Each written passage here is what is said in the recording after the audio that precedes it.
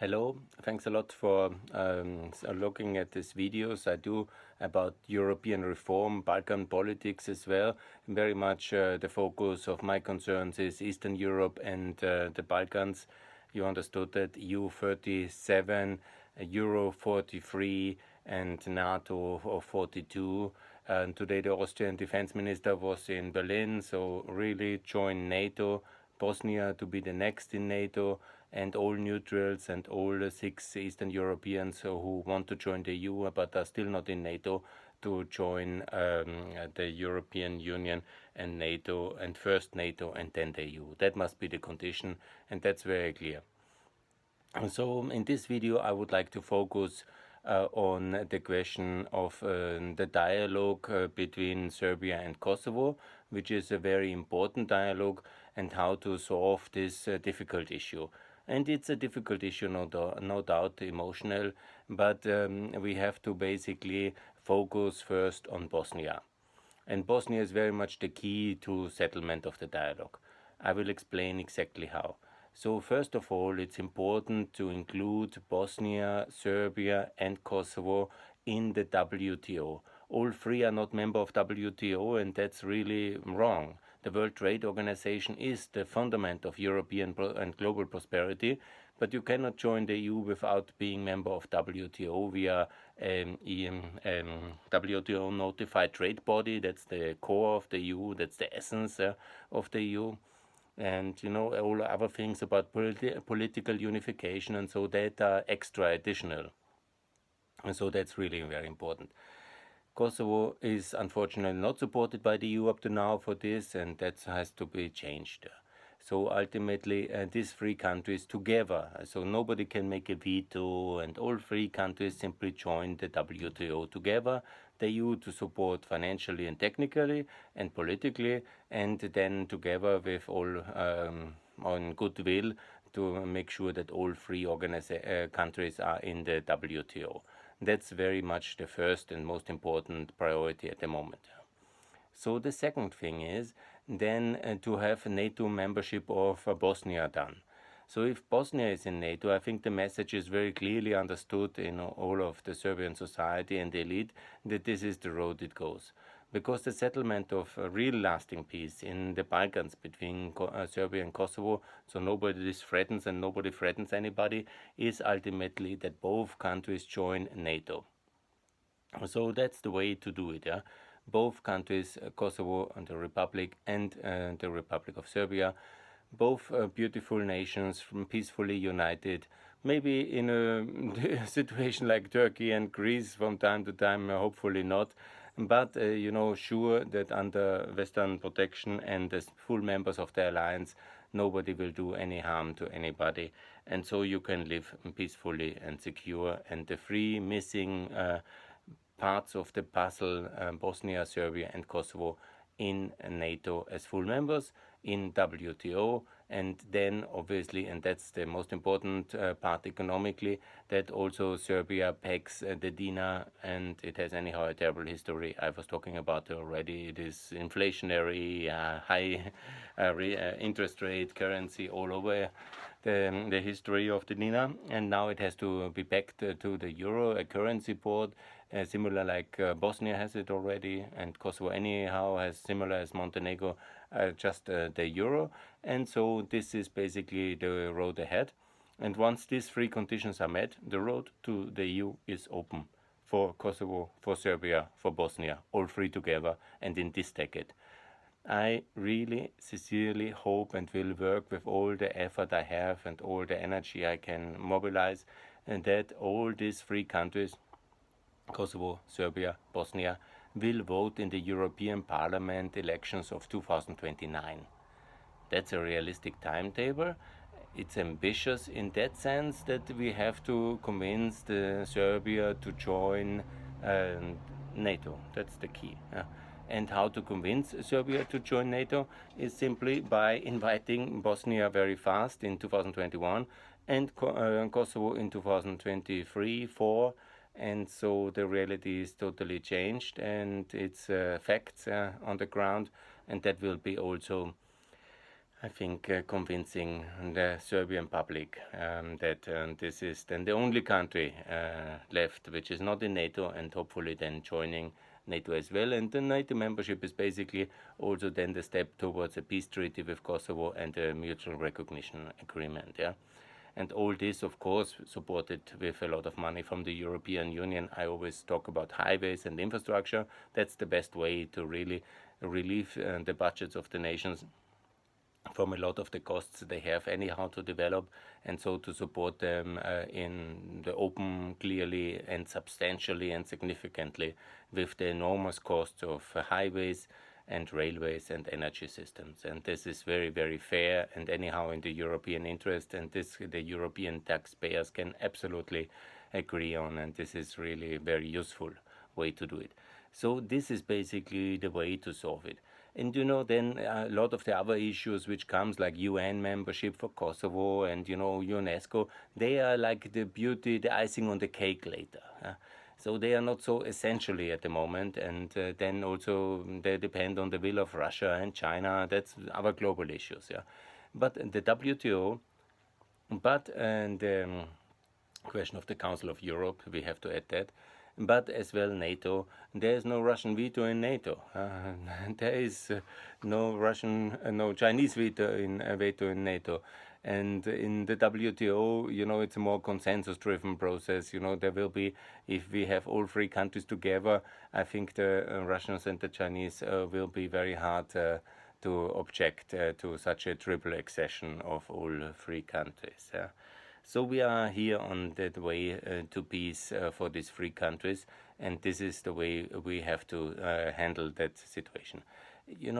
Otherwise, just to focus on the dialogue between Serbia and Kosovo is a little bit giving unfair leverage to the Serbs, like that Kosovo would have to be asking for some concessions and make some compromises, and on the question of sovereignty, you cannot make a compromise. The only compromise on sovereignty that there is reasonable to be expected from all countries is to join a supranational alliance and union. That's what NATO and the EU are. And so basically that's the compromise. So both countries refrain from being fully, in a way, sovereign by joining the European Union, because that's a supranational organization, and enter an alliance, that's NATO.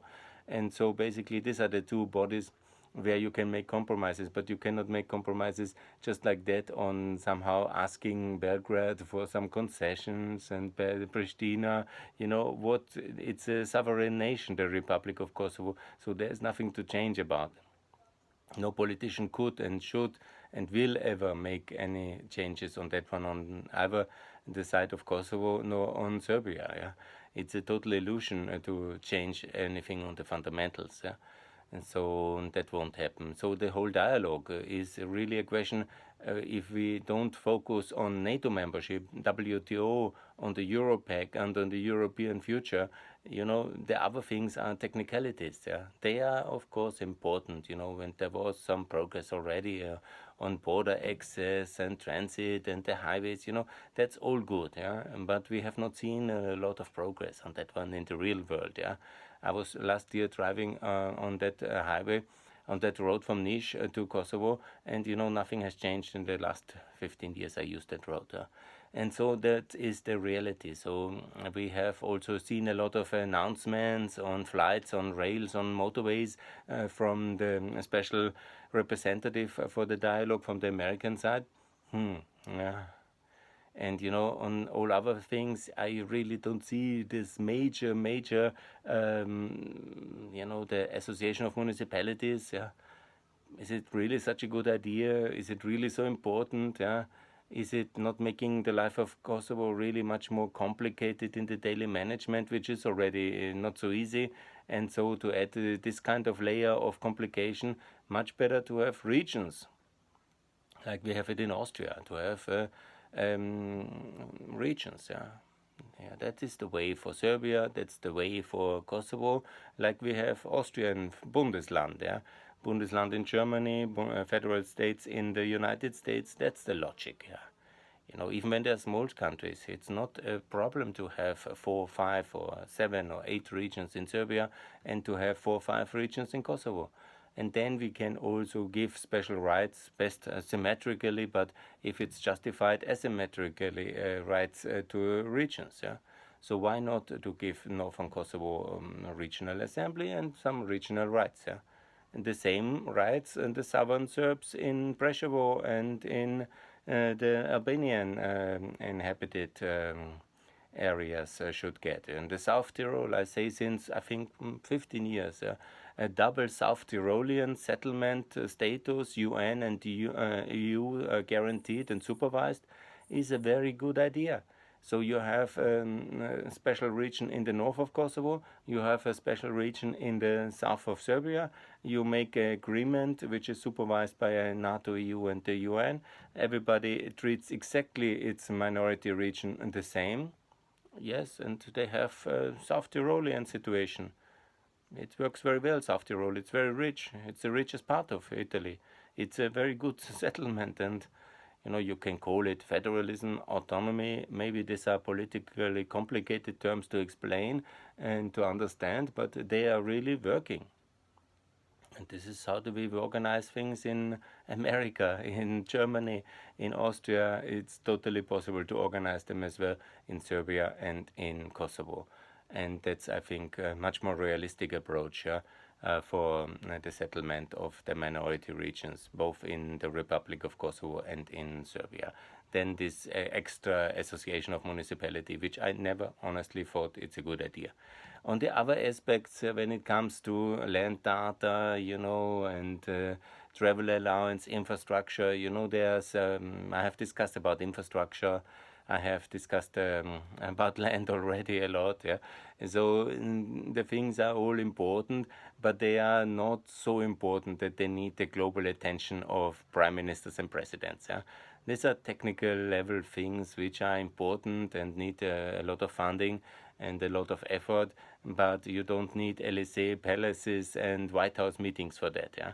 What you really need White House meetings and LSA Palace meetings for what you need them is to invite countries towards NATO and to ensure that the WTO is on track and the currency is pegged, and the road to the EU is open.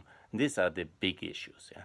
And if we don't have time and will for the big issues, then we, let's keep it with regular nice meetings. Yeah? And then let's not claim to the fame for peace. If we don't want to talk about NATO and if we don't want to talk about WTO, about the currency and about the EU future, and in this one I have to say it's Mr. Vucic is completely correct in that one. Yeah? Maybe future for Serbia in the EU alone is not good enough. Yeah? And that's not good enough for him also to carry the day and convince his population, which is very much against that. Yeah, and there will be very difficult moments if that really comes to the moment of decision making, and that he is going to that direction. It's very difficult. So there must be concrete and real tangible results. Yeah? So that's what I say. Yeah, it's the WTO, it's the currency. Best not only to back, but to adopt it unilateral, the euro in Serbia as well, in Albania, in Bosnia, in Macedonia, like we have it in Montenegro and Kosovo. That's very concrete for everybody. Yeah. The currency is the most concrete tool you have economically. In every day, every decision, 100 things you buy, you do, you consume, this is then in the euro. So that's really a powerful tool. And then we are getting very serious. Yeah. So getting the euro, that's very concrete. And that's the way to do it, to make peace in the Balkans. Yeah? And ultimately, the PEC is just the first step, but the euro the second. And front-load it directly now. Yeah? And this is the way. And then NATO, that's very concrete, because then the country is safe. Yeah? The agitation from Russian side or internal opposition, the country is safe once it's in NATO. That's very powerful. And the other thing is, this kind of complication, EU, yes, no, you have to fulfill the rule of law, we do like you, we don't like you, maybe in 2035 and so on. This is not the way to make peace. I mean, you cannot expect from anybody in the Balkans and anywhere in the world, to go in a difficult question into his population in the television and say, I really have to ask you for support for this very complicated question. We now recognize the Republic of Kosovo, let's say, as the Serbian president. And then I have the idea that we might be then in the European Union one day. I mean, it's not really the way to convince anybody. After all, many promises and many fake promises, many illusions maybe, but you have to make it very concrete. And we have done it in the case of Greece.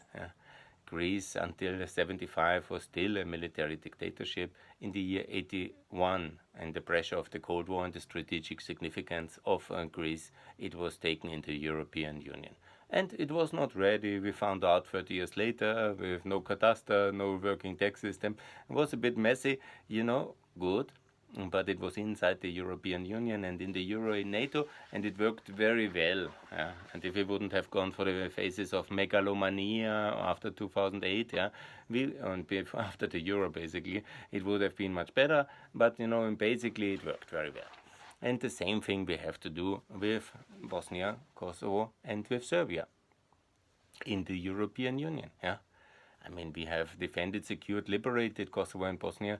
It's our product, our children, It's not, they would have been totally destroyed by the Serbian war machine of Milosevic if we would not have saved them in the important years of decisive years 95 and 99. And everybody knows that, who cares to know.